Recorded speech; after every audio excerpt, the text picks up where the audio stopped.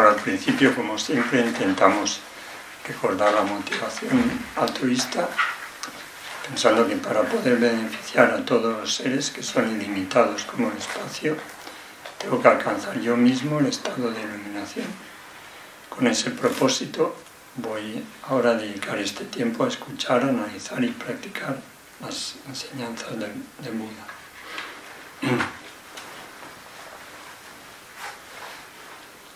Entonces continuamos con este tema, que podemos decir que es el único tema que de todas las enseñanzas Mahayana, es la bodhicitta.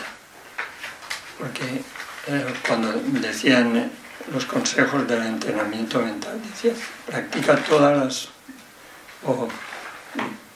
todas las prácticas en una sola. Entonces, si entendemos lo que es la bodhicitta, veremos que todas las prácticas del Dharma están incluidas ahí. Y que si practicamos bien la bodhicitta, practicamos bien todos los aspectos del camino. Y se trata de repetir una y otra vez esto, o como dirigir nuestra mente una y otra vez en esta dirección, pensar en todos los seres por un lado y en el estado de Buda por el otro, para poder beneficiar a todos los seres, pensando que a nuestro alrededor están todos los seres ilimitados como el espacio, para poder beneficiarles, sintiendo una gran compasión hacia todos los seres, tratando de ser consciente del sufrimiento y de los problemas de cada uno de los seres, de todos y cada uno de los seres infinitos como el espacio, sintiendo como esta sensación de urgencia, de que nos resulta insoportable ver que los seres están sufriendo. Entonces, para poder ayudarles, dirigimos nuestra mente a la iluminación. Y se trata de desarrollar una y otra vez estos dos puntos de referencia. El deseo de alcanzar la iluminación, que es dirigir nuestra mente al Dharmakaya, que es el aspecto de la sabiduría, que es el aspecto de conocer la realidad última de todas las cosas, y al mismo tiempo dirigir nuestra mente hacia todos los seres, que es el aspecto de la compasión, el amor, la compasión y la bodhicitta, con el deseo de aliviar todo el sufrimiento de los seres. Entonces, hemos visto el texto explicaba que hay dos métodos. Uno es el método de los 7 puntos de causa y efecto, que viene del maestro Atisha, y el otro es el método de cambiarnos por los demás, que viene del maestro Santideva. Entonces hemos visto un poco estos dos métodos. Luego, a continuación, el Lamrim habla de cómo realizar lo que podemos llamar la ceremonia o el ritual de la bodhicitta,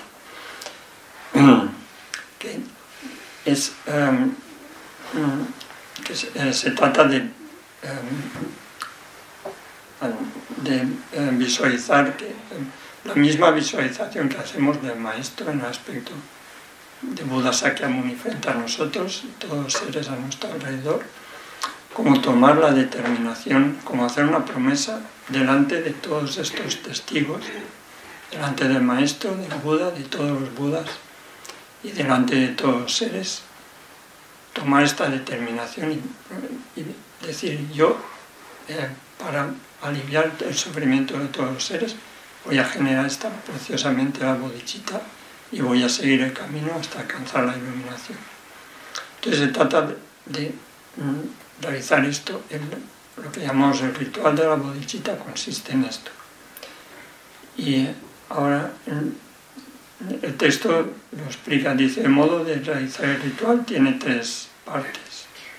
Una es cómo obtener la bodhicitta que no hemos obtenido.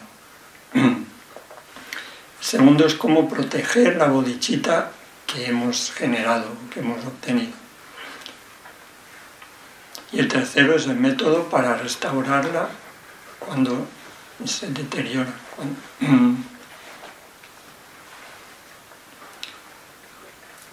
Entonces, sobre el primero, cómo obtener la bodhicitta que nos ha obtenido, lo que llamamos tomar los votos de bodhisattva, que de hecho cada vez que tomamos alguna iniciación, aunque no nos enteremos, que normalmente no nos enteramos, cada vez que tomamos alguna iniciación, tomamos los votos de bodhisattva y nos comprometemos a seguir el camino de bodhisattva, a practicar las acciones hasta alcanzar la iluminación. Y consiste en las enseñanzas de santidad. Aparece muchas veces, santidad da los votos de bodhisattva muchísimas veces, y lo explica, consiste en visualizar al maestro, a todos los budas en el espacio enfrente y recitar 3 veces una oración en la que nos comprometemos a seguir el camino del bodhisattva. Entonces aquí hay muchas versiones de cómo hacer la práctica de tomar los votos de un bodhisattva, y es algo que hacemos diariamente cuando hacemos las 6 sesiones de Guru Yoga. Al principio hay una oración que se recita 3 veces, que es cuando tomamos los votos de bodhisattva. Y en otras prácticas lo mismo. En la práctica de la Machopa también se incluye esta práctica. Aquí en el Lamrim Chemo, Lama Tsongkhapa da una oración que me parece es la que viene del maestro Atisha y que su santidad la usa muy a menudo.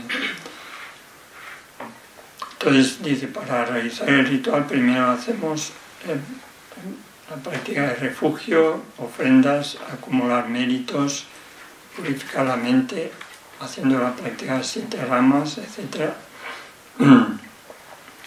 Y luego enfrente del campo de méritos, visualizando, ya sea directamente si lo tomamos delante de su santidad o delante de algún maestro, o ya sea en nuestra habitación, visualizando el campo de mérito frente a nosotros, recitamos la oración que menciona Lamrim. Dice, todos los budas y bodhisattvas de las 10 direcciones, por favor, prestadme atención. Maestro, por favor, préstame atención. Yo que me llamo, decimos nuestro nombre, por los méritos que haya creado con la práctica de la generosidad, la ética y la meditación, por mí mismo, llevando a otros a hacerlo o regocijándome por ello. Igual que los budas y bodhisattvas del pasado generaron la mente de la iluminación completa, yo que me llamo, se dice el nombre, genero esa mente desde este momento hasta alcanzar la iluminación completa. Liberaré a los que no están libres, salvaré a los que carecen de salvación, daré aliento a los que no lo tienen y llevaré más allá del sufrimiento a los que están completamente libres de eso. Llevaré más allá del sufrimiento a los que no están completamente libres del sufrimiento. Entonces esta es la oración que se recita 3 veces. La primera vez que lo recibimos de un maestro, recitamos después, repitiendo después del maestro. Y luego se trata de hacer esta práctica diariamente, cada vez que hacemos alguna práctica, normalmente aparece dentro de esta práctica. Entonces, está bien ser consciente de que cada vez que recitamos esta oración estamos renovando un poco la mente de la bodhicitta. Y si lo hacemos en serio, un poco, si visualizamos todos nuestros maestros y todos los objetos de refugio y tenemos una actitud realmente de respeto y admiración y aspiración, visualizamos a todos los seres a nuestro alrededor y tratamos de sentir una actitud de compasión, de sentir que es nuestra responsabilidad trabajar para aliviar el sufrimiento de incontables seres.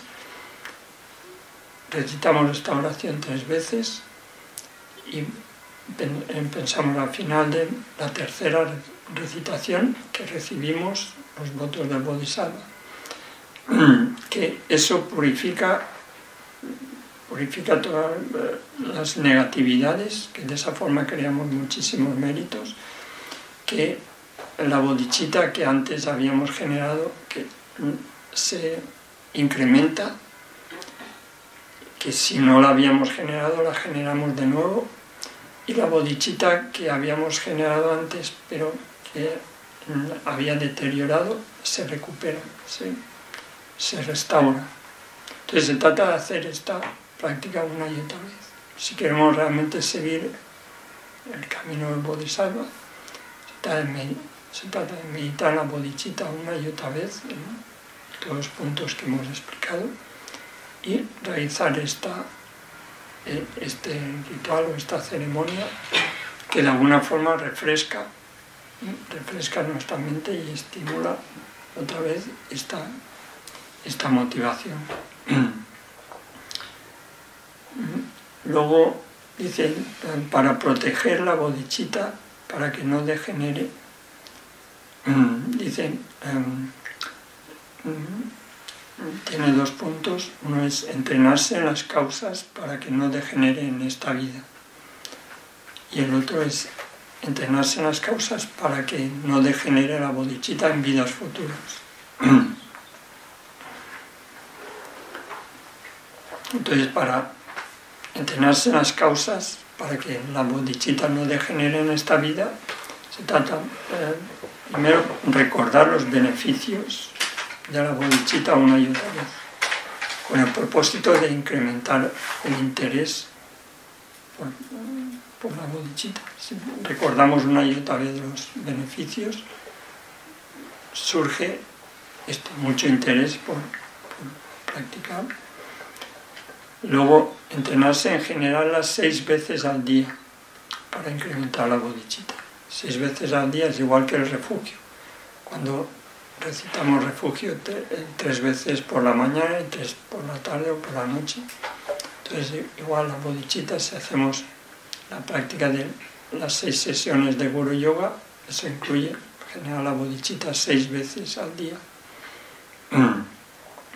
Y si hacemos cualquier otra práctica, y como mínimo, digamos, la versión más breve sería la oración de refugio. La oración de refugio y bodhicitta, tomamos refugio, decimos, tomo refugio en el Buda, el Dharma y la Sangha hasta que alcance la iluminación. Esta es la parte del refugio. Y luego decimos que por mi práctica de la generosidad y las demás perfecciones, alcance el estado de Buda para beneficiar a todos los seres. Entonces esta es la parte de la bodhicitta. Y si lo hacemos conscientemente, en esta oración tan simple, generamos la mente de refugio y todos los beneficios de la mente de refugio, y la mente de la bodhicitta con todos los beneficios de generar la bodhicitta. La bodhicitta básicamente es esto. Dice, voy a practicar las 6 perfecciones con el propósito de alcanzar la iluminación para beneficiar a todos los seres. Es lo que repetimos una y otra vez. Entonces está bien un poco ser conscientes que simplemente el hecho de repetirlo, aunque nos parezca un poco una rutina y al final parece que es aburrido y que no nos dice mucho, si realmente lo repetimos una y otra vez e intentamos dirigir nuestra mente una y otra vez en esa dirección, y de vez en cuando pensamos en el significado de las palabras, funciona perfectamente. Funciona, quiero decir, que si lo hacemos regularmente, nuestra mente se dirige en esta dirección, en la dirección de la iluminación. Y es algo que, digamos, que es así.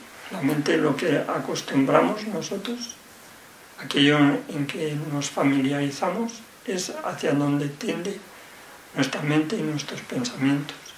Entonces, si repetimos una y otra vez esto, junto con la meditación de la compasión y la sabiduría, etc., Nuestra mente al final va por ahí y al final resulta como algo familiar, como algo fácil, como algo interesante, y es algo que tiene muchísimos beneficios.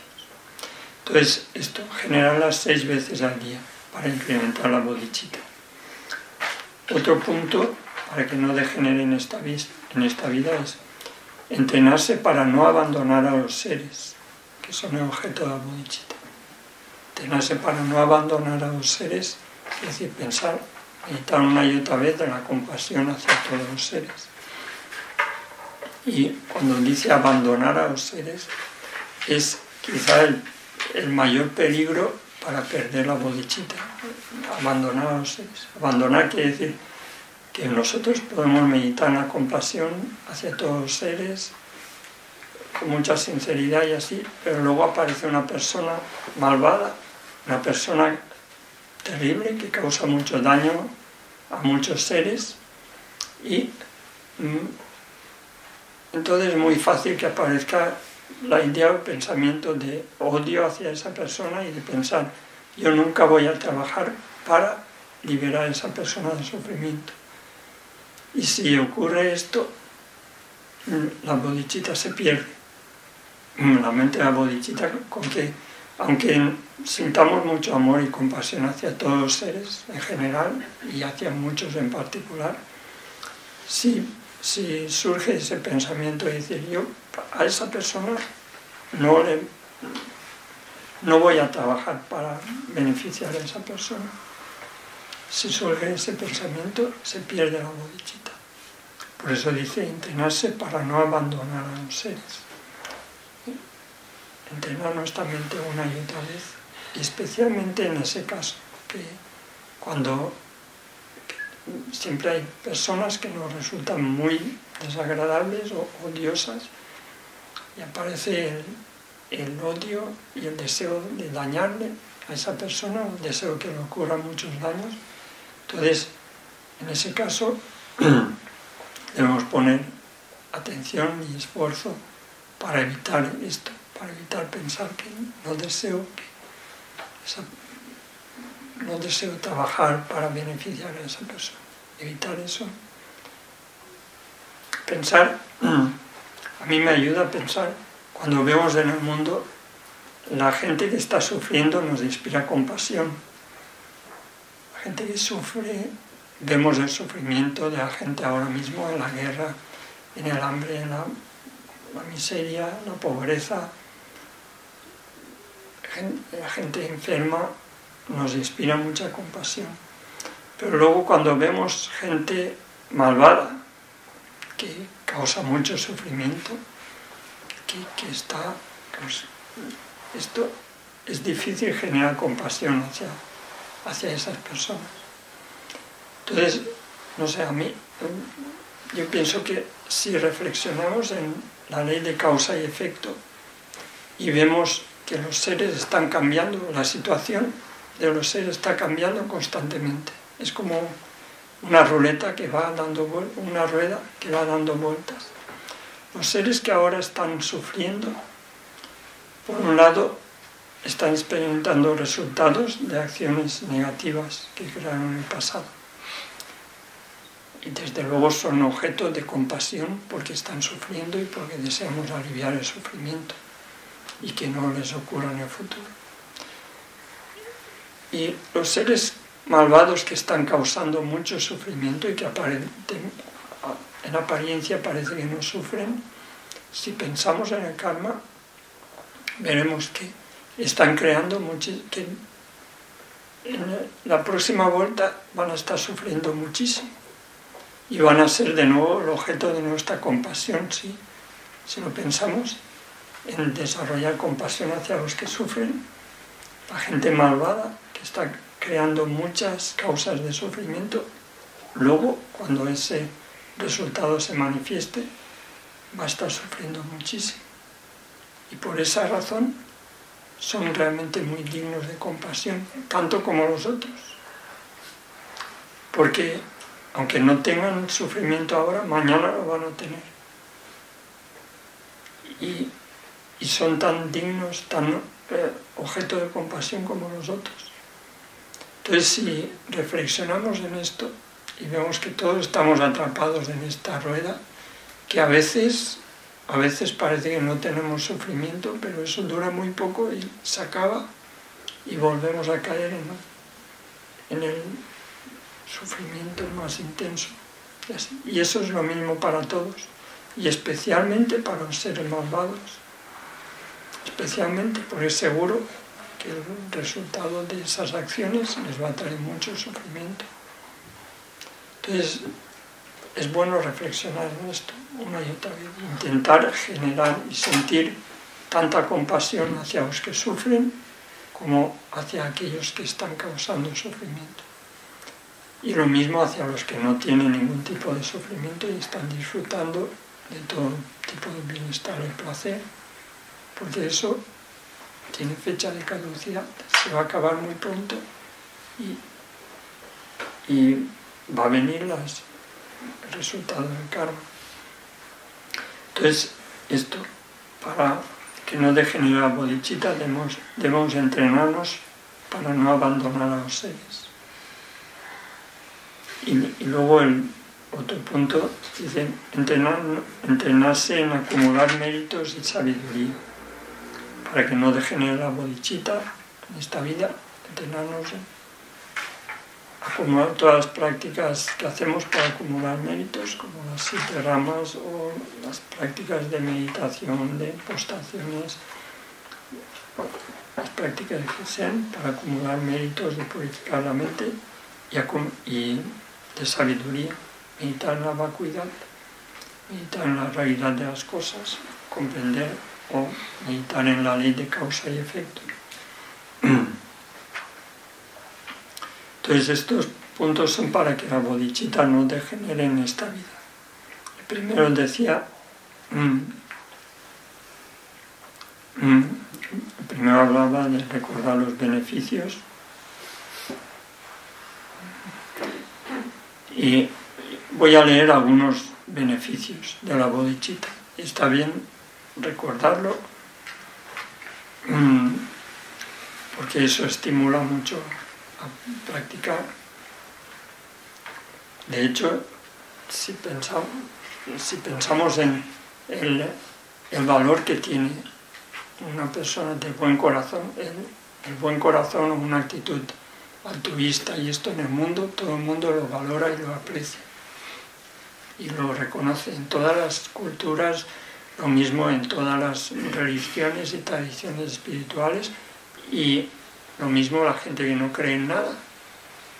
Una persona de buen corazón, una persona altruista, una mente altruista, es algo que todo el mundo valoramos. Y la bodhicitta es como el ideal, digamos, de esta actitud altruista. Entonces, algunos de los beneficios son que la bodhicitta es la semilla de todas las cualidades de Buda. Todas las cualidades que tienen los seres iluminados y todas las cualidades que podemos desarrollar están como incluidas en la bodhicitta. La bodhicitta es la semilla que nos trae todas estas cualidades. Dice, reúne todas las prácticas y las oraciones del Bodhisattva. Hace que la persona se convierta en un objeto de veneración de dioses y humanos. La persona que genera la bodhicitta, aunque sea un vagabundo que vive en la calle, que no tiene nada, si tiene sinceramente esta mente de la bodhicitta, esa persona se convierte en un objeto digno de veneración de los dioses y de los seres humanos. La bodhicitta posee los méritos que hacen que la persona esté protegida de daños de seres humanos y no humanos. Esto, meditar la bodhicitta nos protege de todo tipo de daños. Hace que se puedan llevar a cabo fácilmente y rápido las actividades de pacificación, etc. Todas las actividades para beneficiar a los demás, si meditamos la bodhicitta, las podemos realizar rápidamente y con éxito. Y hace que se obtengan logros rápidamente. Todos los logros de camino, mismo la capacidad de concentración, la sabiduría, la mente que percibe la vacuidad, etc. Si meditamos la bodhicitta, lo obtenemos rápidamente.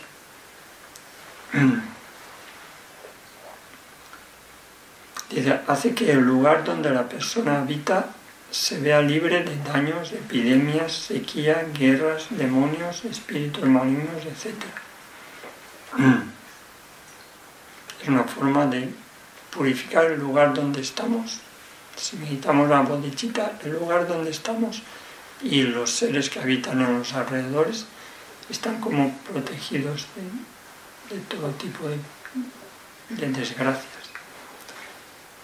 En el momento de la muerte se encuentran pocas dificultades. Se muere sin enfermedad. Y si aparecen enfermedades son leves y duran poco. Si meditamos la bodhicitta, el momento de la muerte será una muerte tranquila, sin ningún tipo de agobios y problemas. Y cuando se llevan a cabo las actividades para los demás, como enseñar el Dharma, no se experimenta cansancio, ni olvido, ni falta de atención, gracias a meditar la bodhicitta. Luego dice, las dificultades físicas y mentales son muy leves. Las dificultades o problemas físicos y mentales son muy leves. Se hacen muy leves si meditamos la bodhicitta. Dice que gracias a la paciencia, cuando se reciben daños de otros seres, no nos afectan, no devolvemos ese daño y sentimos mucha compasión cuando vemos que causan daño a otros. Si meditamos la bodhicitta, los problemas que nos causen a nosotros no nos van a alterar y no vamos a devolver el daño cuando alguien intente dañarnos. Y además dice que nos resulta nos inspira mucha compasión ver que sufren otros seres, ver el sufrimiento de otros seres, nos resulta como que nos afecta mucho. Concretamente en este punto hay una duda y una pregunta que surge muy a menudo. Parece que si meditamos en la compasión hacia los seres, pensamos en el sufrimiento de los demás, sinceramente, de todo corazón, esto nos trae mucho sufrimiento y mucha tristeza. Es un poco la pregunta o la duda que aparece. Si lo pensamos un poco bien, si nos sentamos y nos ponemos a meditar en la compasión hacia los seres que sufren y les vemos como seres muy queridos, es igual que si vemos a nuestra madre o a la persona que más queremos sufriendo mucho. Y eso nos produce sufrimiento. Entonces, esto, no sé, yo pregunto, meditar en la compasión es aumentar nuestro propio sufrimiento.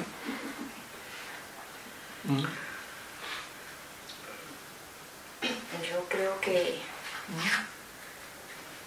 si nos involucramos y no estamos preparados, podemos sufrir mucho. Sí, bodhicitta, pero hay que estar preparados. Sí, muchos ejemplos y casos de gente que a meditar la bodhicitta se pone a llorar y se pasa el día llorando, y el día o todo el tiempo llorando. Incluso su santidad Dalai Lama, yo he visto muchas veces, cuando habla de la compasión, le saltan las lágrimas. Le saltan las lágrimas. Y se emociona mucho. Entonces, parece que meditar la compasión nos crea sufrimiento.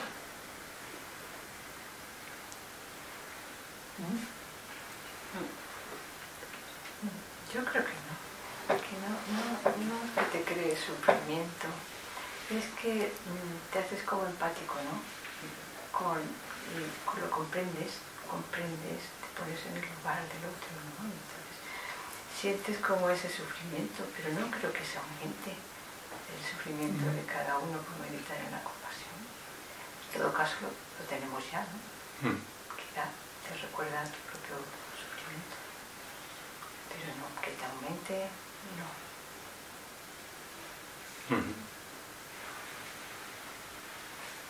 ¿Hay más opiniones? María. Que no te oí nada. Que estamos mareados. Bueno, eso se dice que es meterte en sus zapatos, pero yo pienso que tienes que... Hombre, tú sufres, vamos a ver, sientes el dolor de él, pero tienes que no sé cómo calmarte o no... Porque en ese caso parece que si una persona está sufriendo, o varias personas, y yo me pongo a meditar la compasión y empiezo a llorar también, a sufrir, parece que estoy aumentando el sufrimiento, ¿no? Antes había 2 personas sufriendo, ahora hay 3. Y si hablamos a todo el mundo de meditar la compasión, pues al final todo el mundo sufre. De alguna forma lo que incrementa es la generosidad de alguna forma querer aliviar ese sufrimiento, y eso genera algo que es bueno.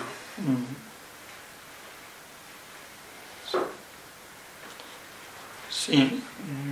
La bodhicitta te genera más empatía hacia los demás, y al tener más empatía y sentir como lo que el otro siente o por qué hace las cosas y se equivoca continuamente y comete tantos errores, entonces te pones un poco en la piel de esa persona con la empatía y eso te genera más bodhicitta, creo yo. Sí. Pero cuando meditamos en la compasión, es lo que él decía, meditas en aliviar el sufrimiento. Y si llegas a aliviar el sufrimiento, entonces no debes de sentir, mucha pena, ¿no? Debes de sentir incluso tranquilidad, como regocijo.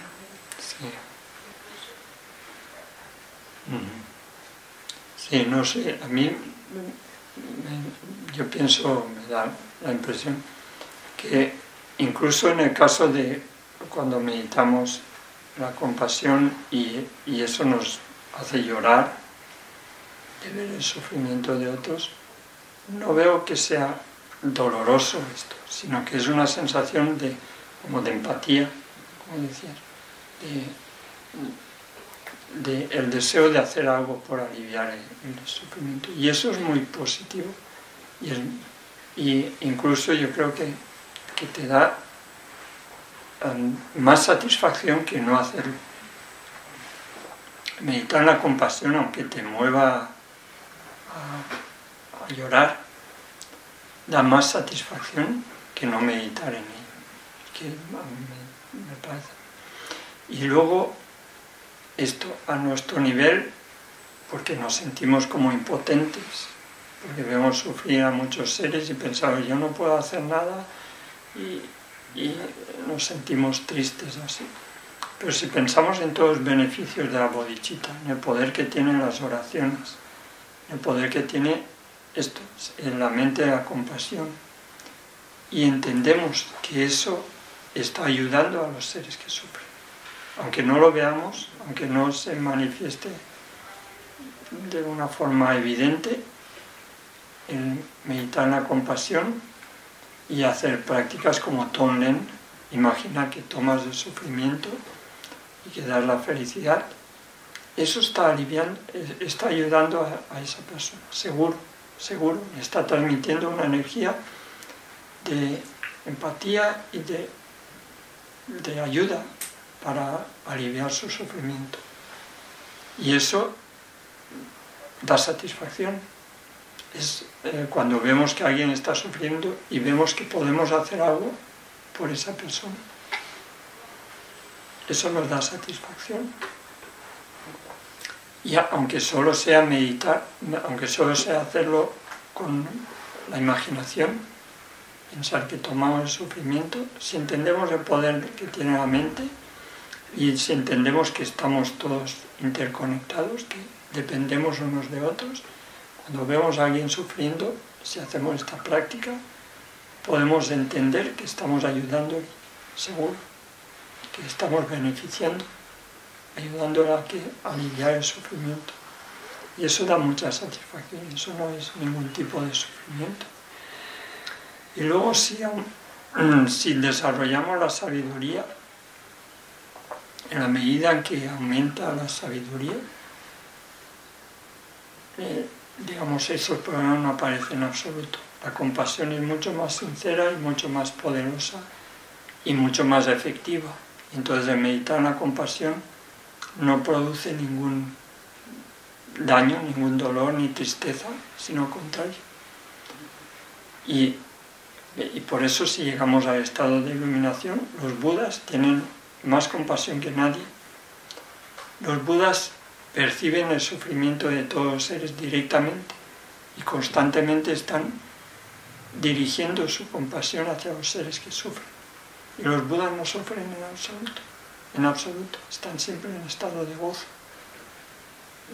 O sea que meditar la compasión en absoluto crea ningún tipo de dolor ni de sufrimiento.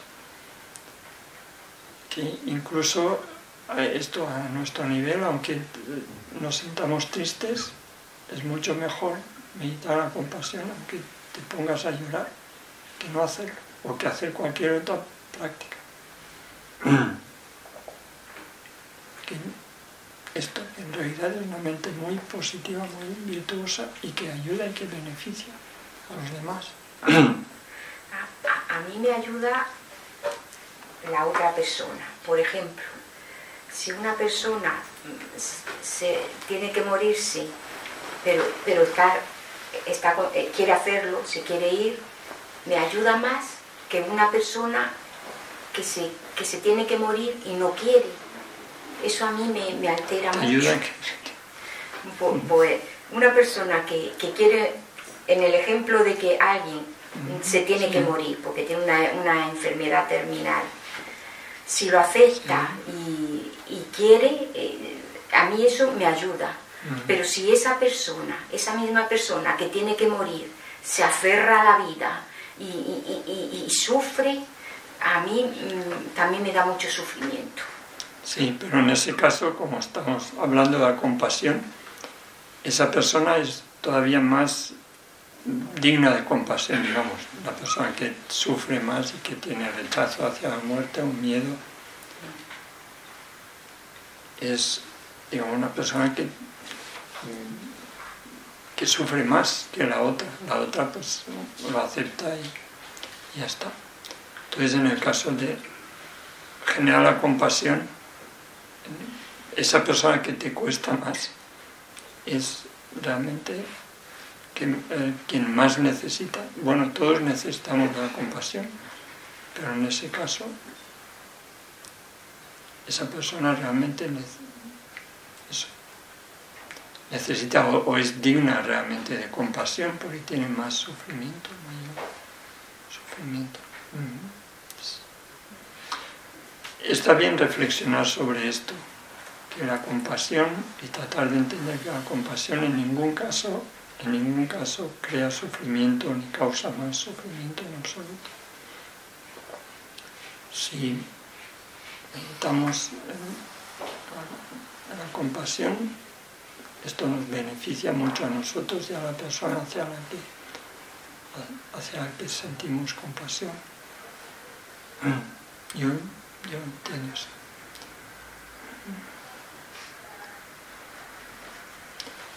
Y a ver, ¿dónde estamos?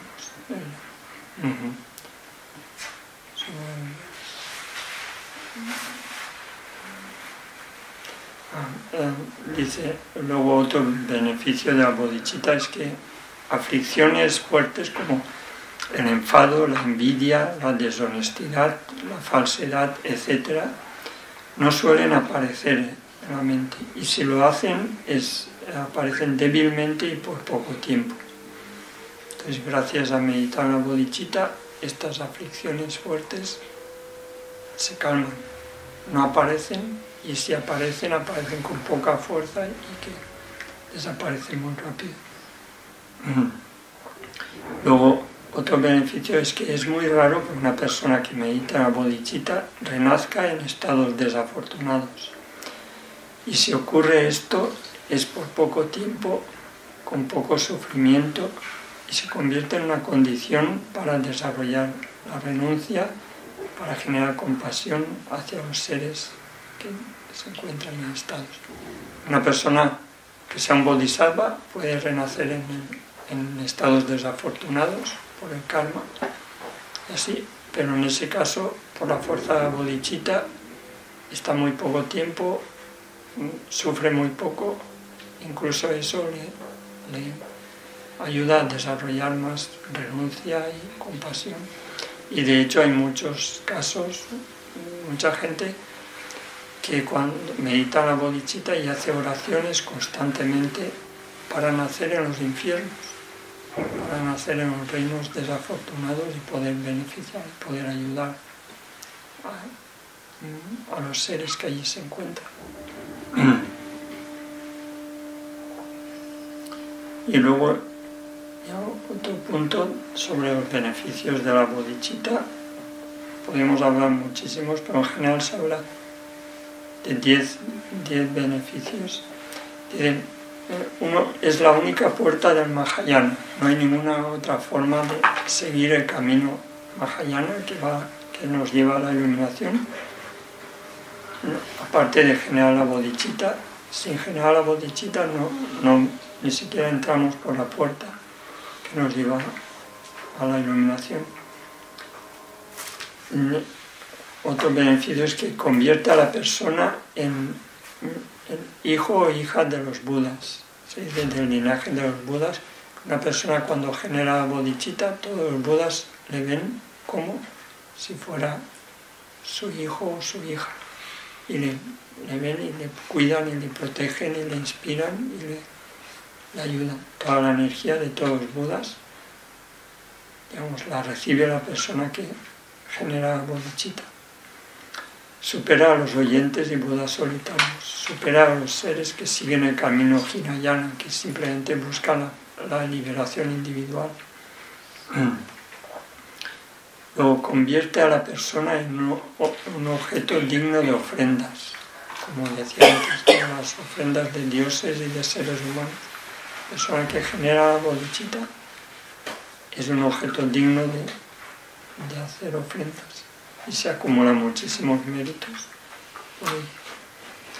Y otro beneficio es que se acumula gran cantidad de méritos generando la bodhicitta. Esto en el Bodhisattva Charyavatara, el primer capítulo que habla de los beneficios de la bodhicitta, lo enfatiza y lo explica con mucho detalle, todos los beneficios que tiene generar la bodhicitta.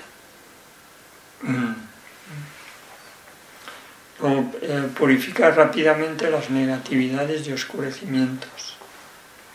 También dice Santideva que hay negatividades que son muy difíciles de purificar y que en cambio con la mente de la bodhicitta se purifican rápidamente. Luego otro beneficio es que se realizan todos los propósitos. Otro beneficio es que nos protege de daños de seres humanos y seres no humanos. Otro beneficio es que completamos rápidamente las etapas del camino. Y otro beneficio es que la persona que genera la bodhicitta se convierte en una fuente de beneficio y felicidad para los demás.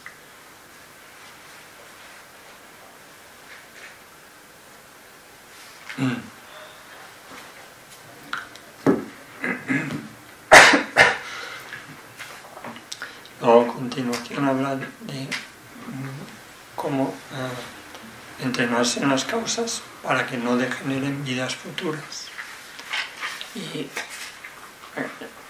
aquí se habla de 4 dharmas negros, que es lo que hay que evitar. Dharmas negros quiere decir dharmas o prácticas negativas, y 4 dharmas blancos, que se refiere a prácticas virtuosas,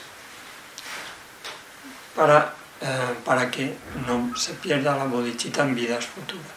Entonces, hoy lo dejamos aquí y el próximo día continuamos en este punto.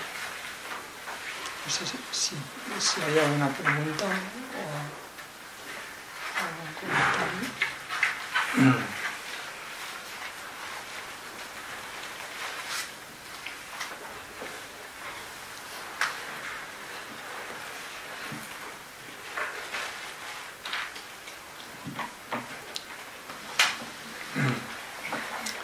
Pues, si no hay preguntas, dedicamos los méritos.